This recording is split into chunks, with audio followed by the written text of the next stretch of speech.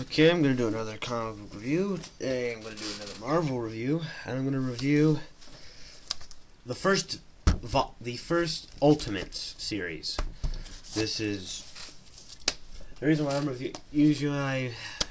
Some people are asking why I'm not reviewing the individual trades, because I don't have them. I have the nice big thick hardcover here. I got this. Regular price is $30. I got this for $15. One of the comic book stores in here. The one I don't go to much, but when they do, they have good deals. They sell used trades, and when they sell used trades, they always sell them 50% off. It's awesome. And I saw they had this. I had money. I had to get this at least. This I was a little worried going in because Mark Millar. I have to say this. This is the same team that was on Fantastic Four recently, and I did not like that run. Well, it was good, but it wasn't the best. And toward the end, it kind of fizzled. And I've heard the stories of this. I heard this was really good. And it's reinventing the Avengers, and I kind of found it to be interesting. And once I saw it was cheap, I got it and read it. Now let me just tell you the hectic schedule of this. This started around 2002. And this 13 issues of this series, it only lasted 13 issues, and then Ultimates 2 came. It went into about 2004. Yeah, hectic schedule. Between the artist, who does good job because he puts so much detail in, but it takes forever, and Mark Millar, who's been connected to every late thing ever. He's just... The man's rarely had something come out on time. This is great stuff to read. I am shocked the guy who wrote Civil War wrote this, because Civil War is terrible. This works great. But I think it works better.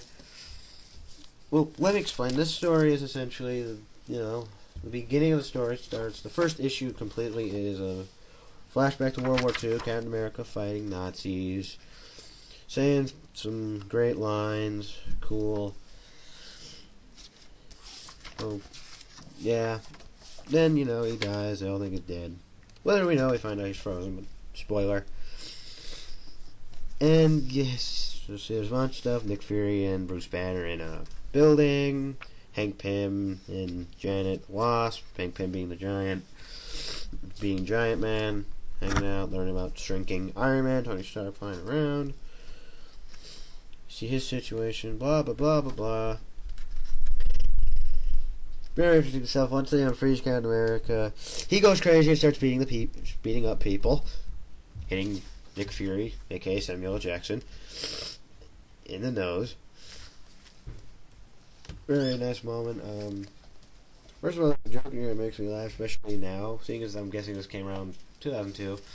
There's a joke where Captain sorry to Nick Fury for breaking his nose. He said, "Don't worry, man. This nose has been more smashed than Robert Downey Jr."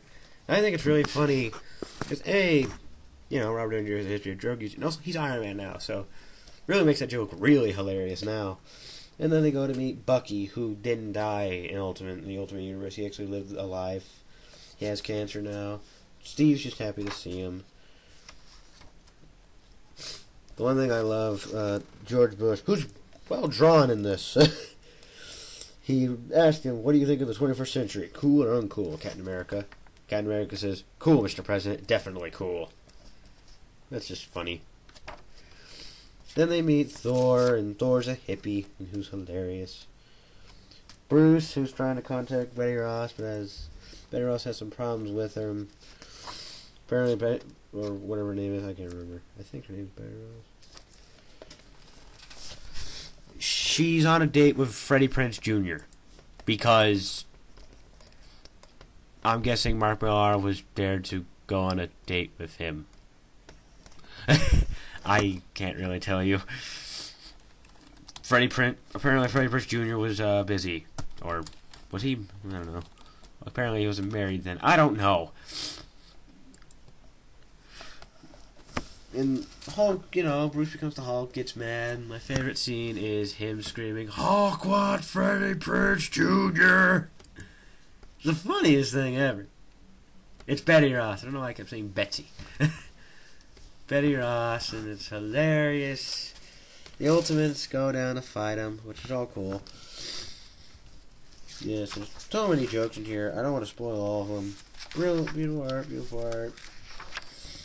The Hulkaneer is essentially just a pervert. That will be shown in one of the joke scenes later. Thor, cool axe.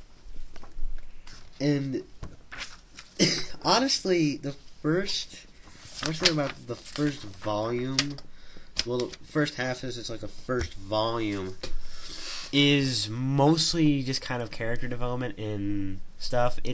I'm not saying it's not important, but reading it over again, it gets kind of repetitive and boring, which happens.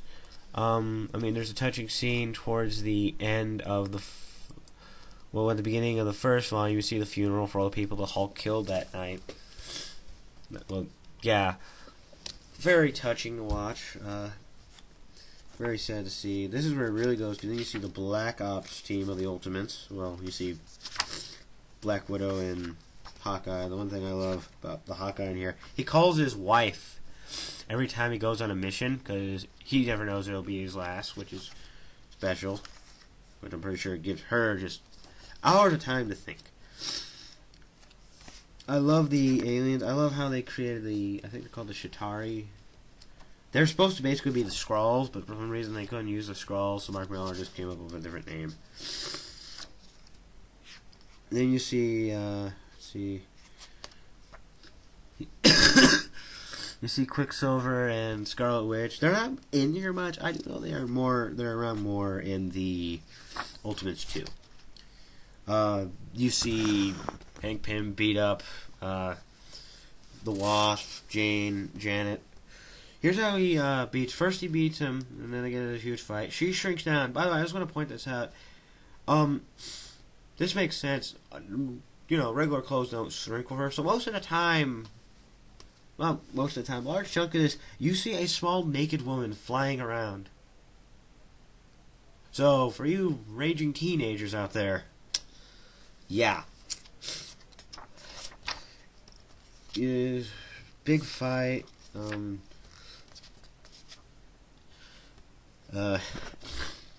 Hank actually douses her with bug spray and then uses the Ant-Man helmet and sicks an army of ants on her. Horrible. And then Steve comes, fights him in a bar, and he kind of disappears until then. Then S.H.I.E.L.D. gets in a huge fight with the Chitauri, and it turns out the Chitauri, at least the leader, they've been around for years. They were around. They're apparently Captain America was the lead one. And from World War II, and tries to kill him. The one thing I love, this is where the art it shines in here. Thor, the big splash page is the Thor destroying stuff, and Iron Man, and Hulk. It's pretty cool. I mean, there's a lot more in here, but this is so much. Overall, this is pretty good. The writing in here is great. It has good political ways.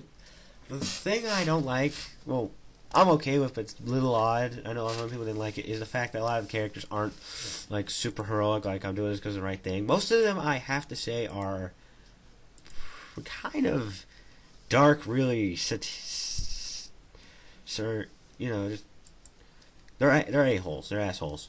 Sometimes they just seem like, my God, they're assholes. But you know, the heroics kind of get drained. Makes perfect sense. And this Nick Fury, they're all interesting characters, I think. The art in here is great. Brian Hitch, I understand why it takes so long. It looks beautiful. He's the artist. Mark Millar, I've done a thing on him before, but I talked about him before in a previous review. But Mark Millar, he did Red Sun, which was the first review I've ever done. Check that out. He's currently doing Ultimate Comics Avengers, which is basically this, because the Ultimates is just like Ultimate Avengers, but they didn't call them the Ultimates. And they also have new Ultimates coming out. Don't read that. Loeb's on that. So far that's been somewhat coming out monthly. Hitch, he's one of the artists on Cap Reborn. Both these guys recently did a Fantastic Four run. It's good till the end. I need to pick up the second Ultimates, read that. I hear that's just as good. That's all I gotta say, guys. Later.